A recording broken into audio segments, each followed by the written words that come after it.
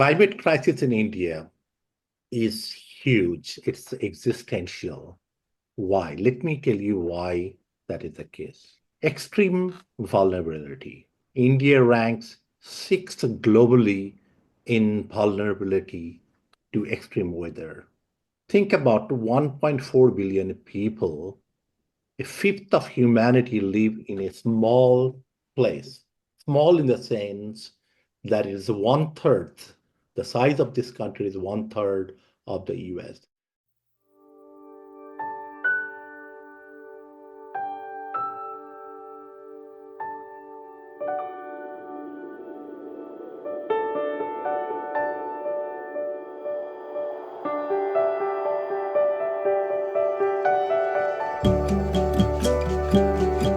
Hello, and welcome to another edition of the Climate Emergency Forum.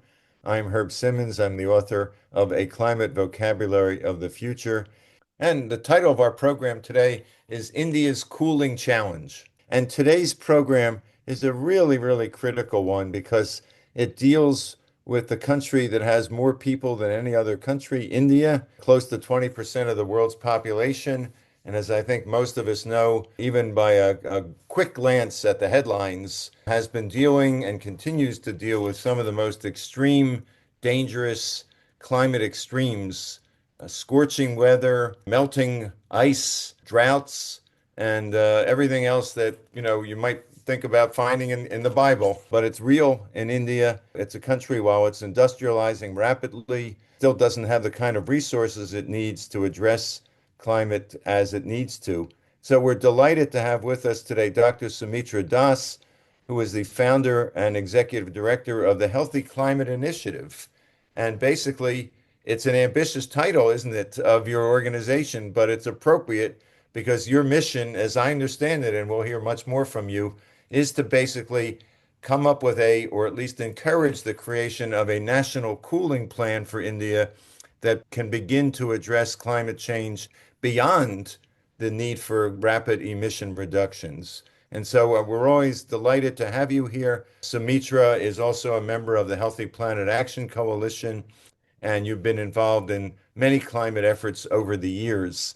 So with that, I would like to welcome you, Soumitra, today and turn it over to you.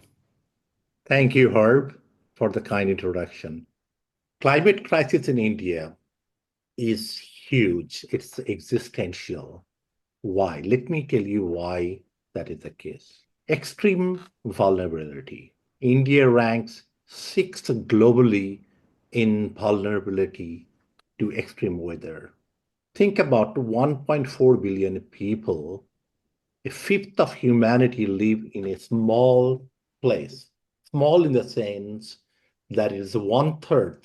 The size of this country is one third of the US. That means the density of the population is 12 times more than the US. Out of that, 250 million people live within the 50 kilometer of the coastline. That makes that as the sea level rises, you get the risk of those people getting underwater and the massive migration that can follow. You have glaciers in the north of the country. You have the Himalayas, and the glaciers are melting very rapidly.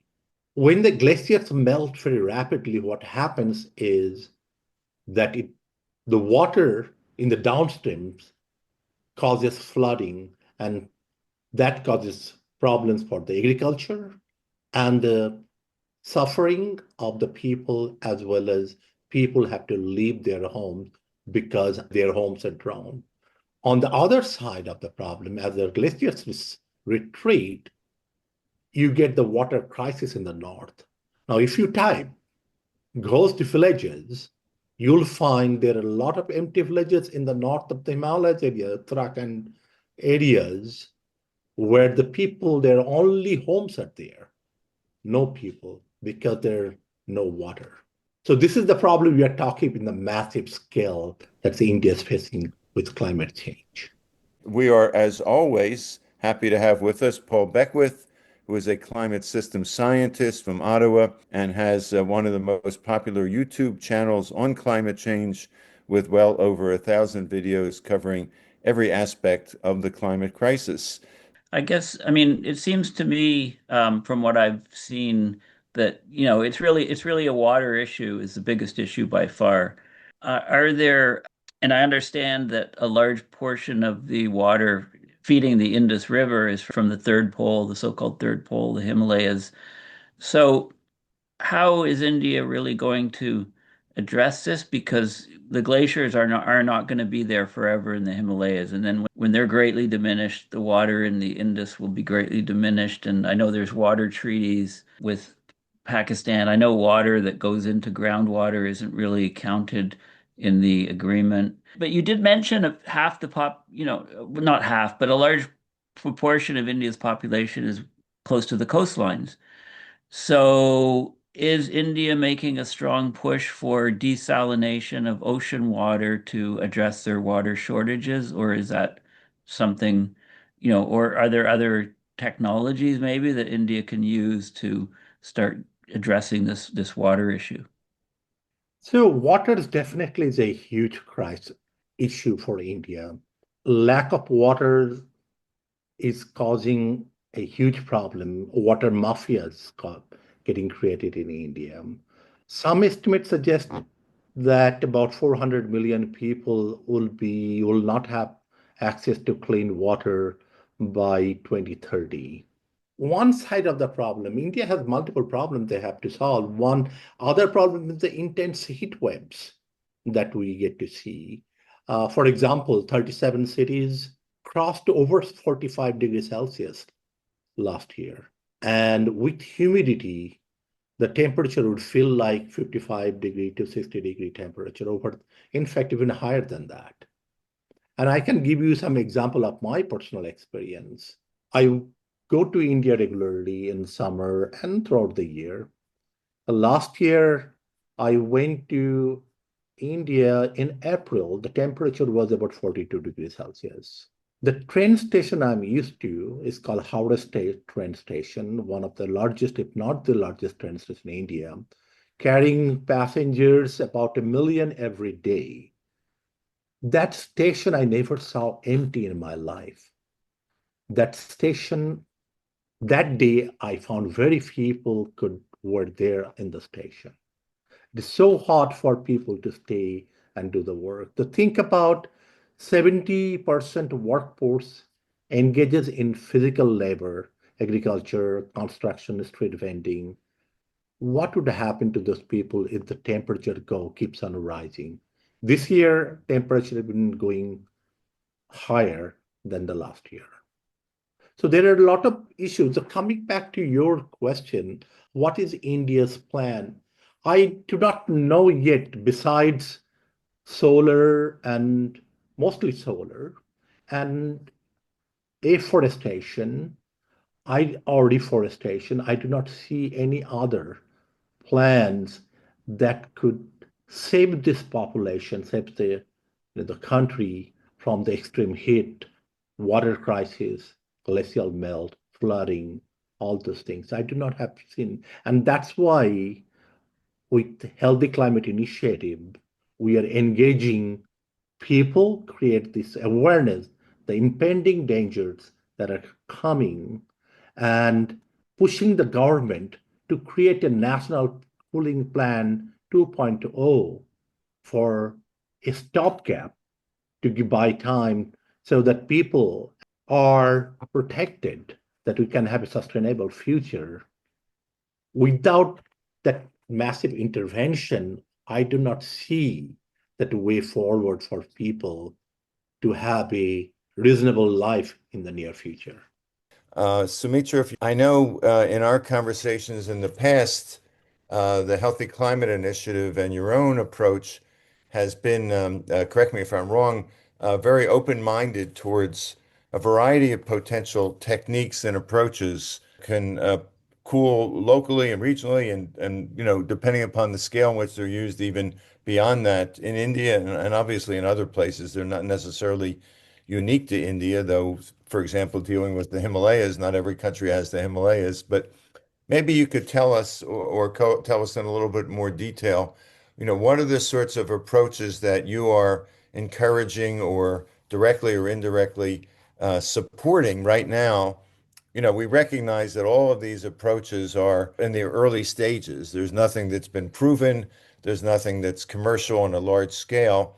But I know that that's one of the key goals is to develop a cooling plan for the country and to begin to actually cool the country. So with that, go ahead, Soumitra. So, on the scientific side, we are engaged with Indian Institute of Technologies, Bright Ice Initiatives, and several other organizations to slow the melting, lower the melting of Himalayan glaciers. To that vein, we have gone to the glacier, put some reflective cover, which is clay-based, and found that if we increase the surface albedo of the glacier, then it can slow the melting. And we found that our approach has slowed about 58% melting compared to the control portion. This is one approach we have taken. We also are working with reforestation with the indigenous people, large scale of reforestation, about 5,000, 10,000 hectares. So that is something we are working with the indigenous people. Also, we are working with the water shortage issues with our partners. So these are the things are part of the mitigation approach. But what we find that this is, while they are very important, that we need to do the mitigation, also sequestration using this reforestation approach, what do we need to do? We need to cool immediately to buy time. We need to have some cooling plans to save this population from suffering that is upcoming, and we understand that is coming, and encouraging the government to adopt national and cooling plan to engage in climate intervention activities. Can you tell us a little bit more about some of the Healthy Climate Initiative projects that you're working on specifically for India, but also, I think they're going on for other places as well, but specifically for India? So there are different ways we try to help the situations. The first part is the awareness. Until we create the awareness, we will not be able to push the policy. The goal is to have a policy, national cooling policy by 2030 that includes proper allocation of resources for R&D to get ready for cooling the planet and country itself, to take the leadership in cooling and climate interventions. The way we have started doing this, one is that in the grassroots level, we have been doing climate workshops throughout the country. Our goal is that 12 workshops per year, generating about 2,000 people, climate activists, every year to engage in this climate interventions work, primarily writing op-eds, engaging people, doing webinars or seminars, that level of grassroots awareness creation. At the same time, we are engaging the members of the parliament, the politicians, the bureaucrats, and briefing them what is coming and how they should be able to handle the situation. Next year, meaning 2026, we are planning for a climate cooling conference in Delhi. We're inviting all stakeholders, academia, scientists, civil societies, parliamentarians, and media, all of them together, that we should talk about how to cool, have a plan for cooling actions, all these problems that we are talking about here. Immediately after that, we have a plan for climate march crossing India, walking across India from north to south, about 3,000 kilometers, engaging people on the way, having discussions with the people on the way, and requesting all the people from the world to join parts of this climate march. So this is to get attention from the people, media, and the government. And what kind of reception have you been getting from your colleagues in India? I mean, I'm asking you a very broad question since you have well over 1 billion people. And I assume as energetic as you are, you haven't reached every one of those 1,000,000,004 people yet. But in terms of government officials or folks in the climate fields, are they open and supportive to the approach that HCI is taking?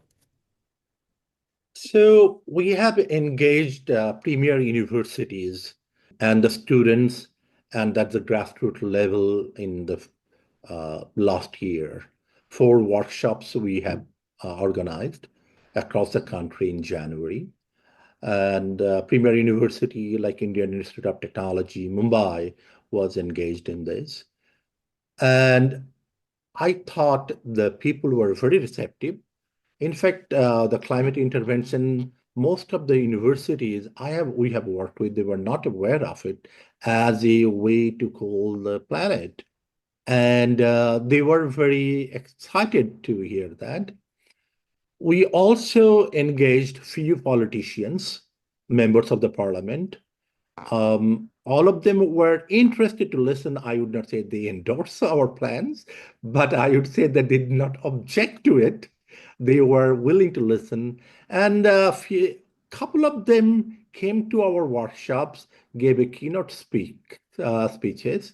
So I'm very hopeful that with time, and the situation the way it is happening, they'll be more receptive to this kind of climate intervention plans. And our plan is to engage these members of parliament. So started with the people we know, the members of the parliament we are close to, and then expanding with time. We have a 5-year plan to how we can get to the 100 members of parliament to endorse our plan, and that is the target in 5 years. That sounds very promising, optimistic. Obviously, a whole lot to go, but you've been making some initial progress. Now, how close do you think we are to seeing mass casualty events from these heat waves and high humidity situations? Because I know lots of people are probably perishing already, but I don't think their numbers may be counted properly. So then people are not aware of how big the problem is. But I mean, the body is only tolerant, we thought 35 Celsius, 100% humidity, wet bulb temperature. Turns out studies show it's more like 31, 32 Celsius, 100% humidity. And then you can work backwards and say what the human body can tolerate, say at 40 Celsius. What level of humidity does it have to be in order that you can't be outside for more than 6 hours?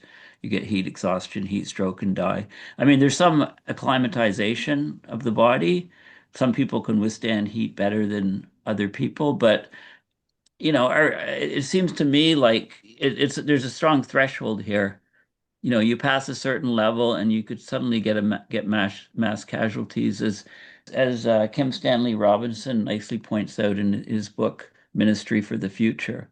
Right? There's a strong threshold. So I guess I'm really concerned that we're getting very close to those sort of limits. I mean, have you looked at those studies? And I know some of the worst areas in the world are near the in the Middle East, right? Next to, say, an ocean body where the ocean temperature is 40 Celsius, or not 40, but 34, 33, 34, pushing Come up to on. 35, which would be a wet bulb temperature, of course, 100% right on the coastline. So there's certain areas that are very, very high risk. There's some very good studies showing where the risks are greatest around the world. So do you trust the numbers coming out from the government on mortalities of people, say in India, from the heat humidity combination? So I really frankly do not know exact the numbers, but I would imagine the number is high given the temperature and the humidity and the number of people do not have air conditioning. One can easily imagine the death or the casualty that could be borne by these heat waves. I don't have to know exact numbers. Oh, I can tell. But no, frankly, I do not know exact number. But going in that same vein, I can say that the way it is happening, that not too far in the distant future, I can see the event that in Kim Stanley Robinson's book, The Ministry for the Future, that event, that mass casualty happening on the street, I see that could happen not too far in the distant if we do not take proper action, immediate action to cool that areas that are getting very hot. Yeah, I just want to remind people that, if the AMOC in fact does shut down, and that's a tipping point of the climate system or risk, then the heat will concentrate in the tropics and also in the southern hemisphere. If we're close to that threshold, people need to keep their eye on that metric on the ocean current because that could tip it abruptly past the threshold if we're approaching the threshold now. I just want to add one study. Okay. A study said their claim or projection is that by 2070, a large portion of India will be unlivable because of it will pass the wet bulb temperature. And I think it is 210 to 2070 is way too conservative at this time. And people will need to be wearing cooling suits, individual cooling suits to survive in that sort of condition. And there probably won't be the capacity to or the resources to construct those cooling suits, and or there'll be a shortage of them, and people will go to war over who has access to those and other means of protecting people. So if I'm going to ask you to sort of put your blue sky hat on, everything happens the way you would like it to happen, and maybe the way we would like it to happen as well. And if we were having this conversation 10 years from now, and let's hopefully we'll be able to, and you've reported back, and I say, tell us, since you were on the program in 2025 and it's now 2035, what have you accomplished? And how is India more protected against the kinds of ravages of heat and drought and scorching and melting and all the things that we know are going on today?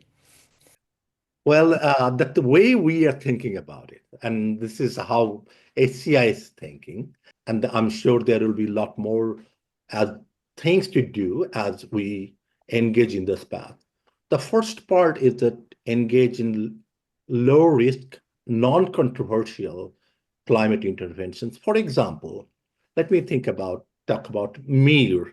MIR is a technology that you can have the aluminum foil type thing, very low cost, affordable, put on your rooftop that can reflect the sunlight and cool your households on offices. And this is not very controversial. It is affordable. This has the potential of cooling your household from 7 to 9 degrees Celsius.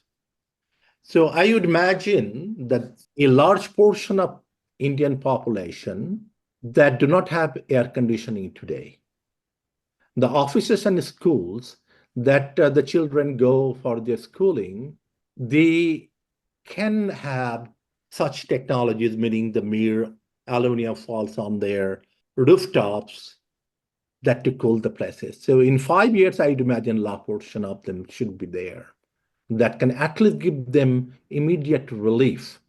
Now, I do not know if a large portion of a city, the households in a city, are covered by that kind of reflective cover that have. What could happen to the overall climate to this city? I do not know. Nobody has done the modeling on that. It could be that city would be cool as well because of the some portion of reflections happening through the household and the roads.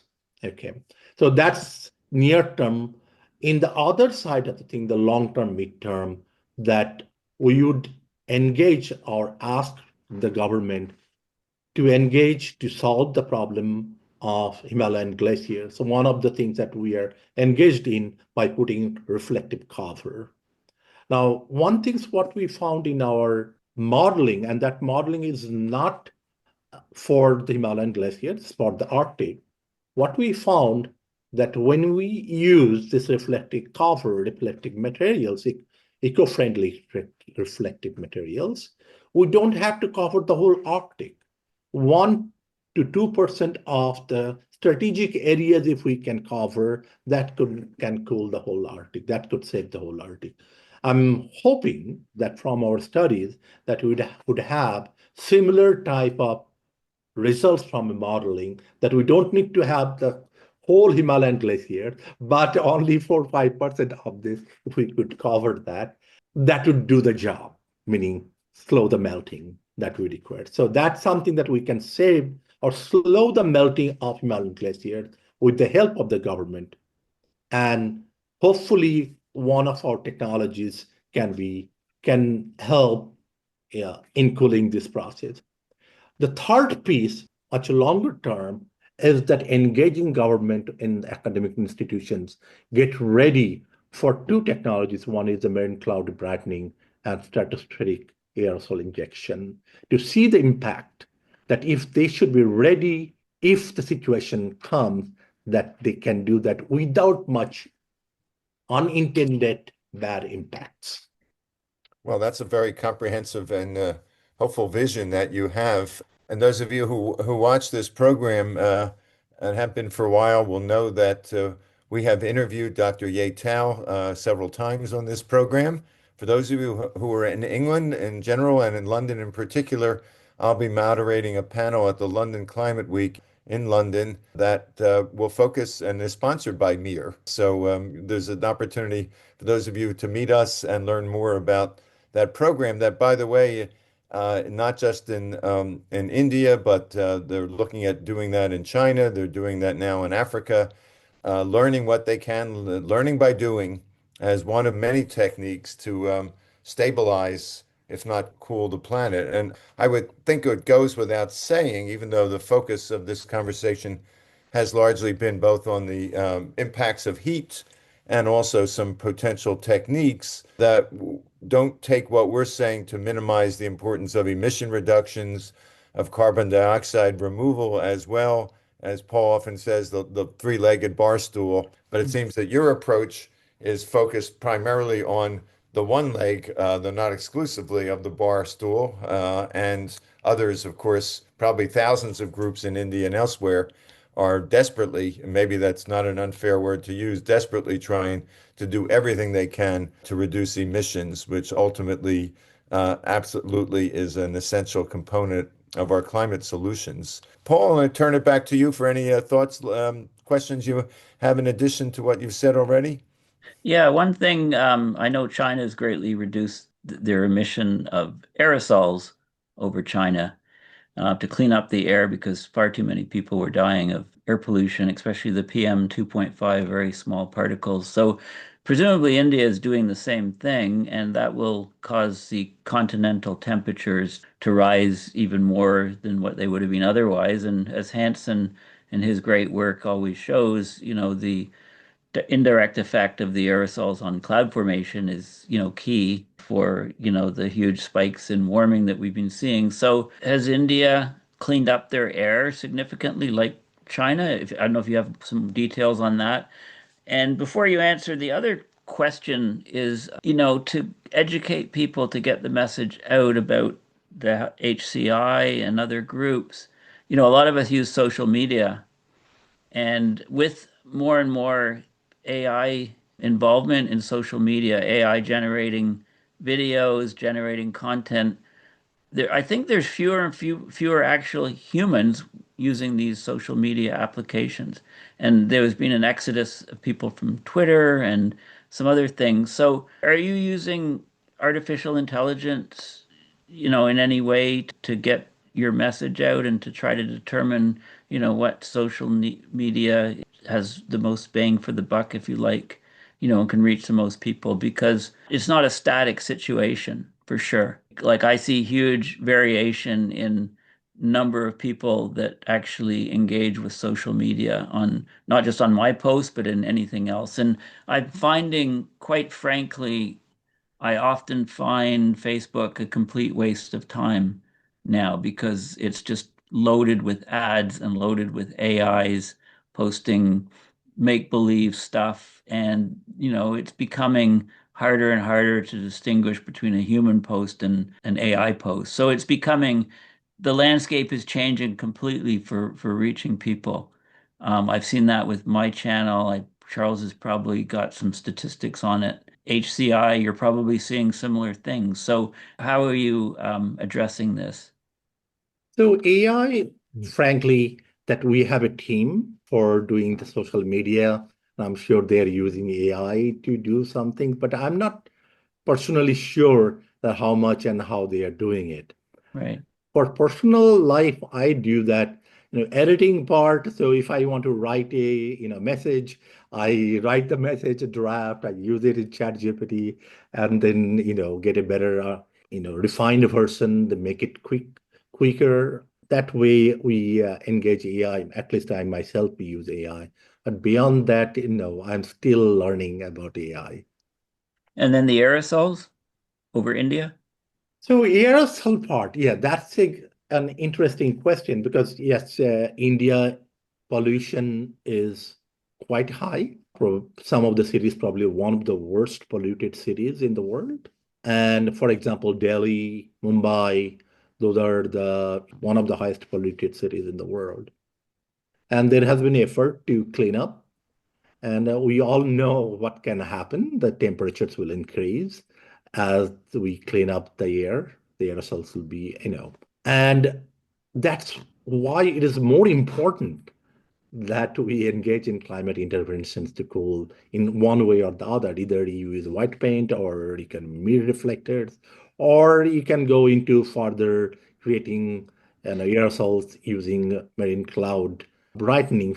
I think at this point, this is what we are trying to do, engaging people, the risk of climate, and including that cleaning up the pollution, which is very important, by the way.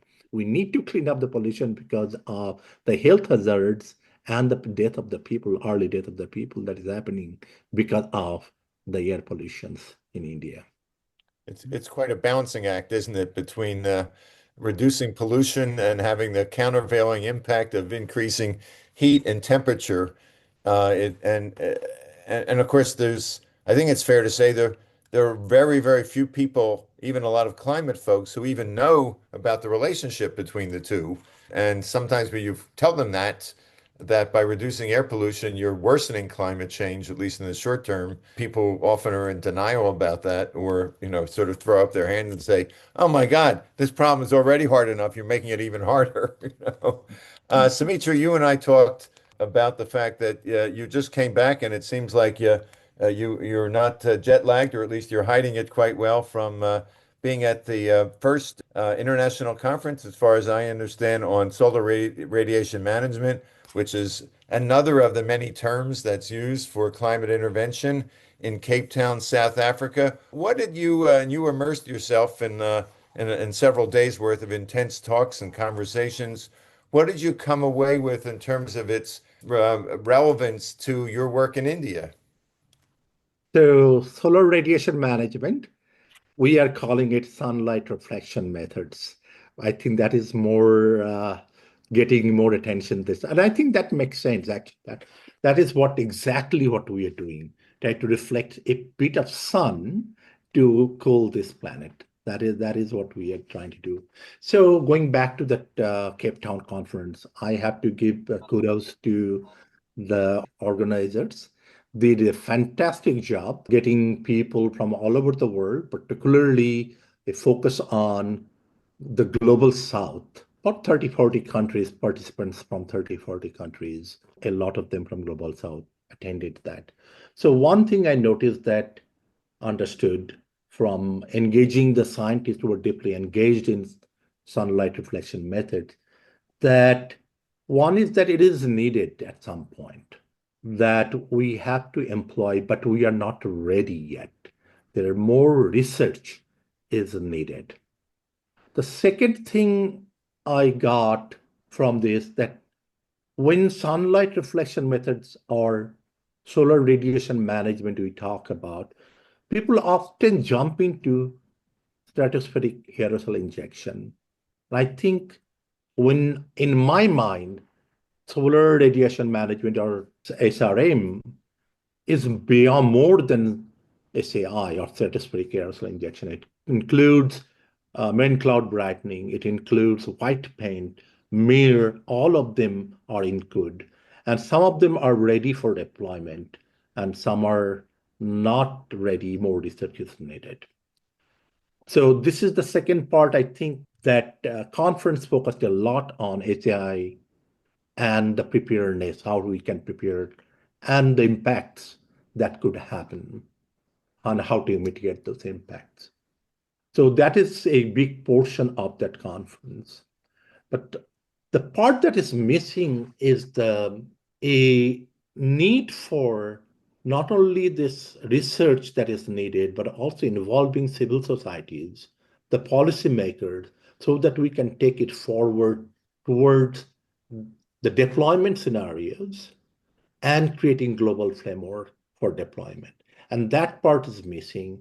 And that is going to be our focus in our next conference in Delhi. Okay, and of course that's the biggest challenge, particularly at an international scale. How do 8 billion of us, or maybe 9 billion in some years, make a decision about whether and how to deploy something that the humanity has never faced the need to deploy it, nor to figure out how to do it in an equitable way that won't lead to more conflict, more war, and more of the kinds of things we don't want to see. I want to thank you so much for coming, Soumitra. Thank you, Paul.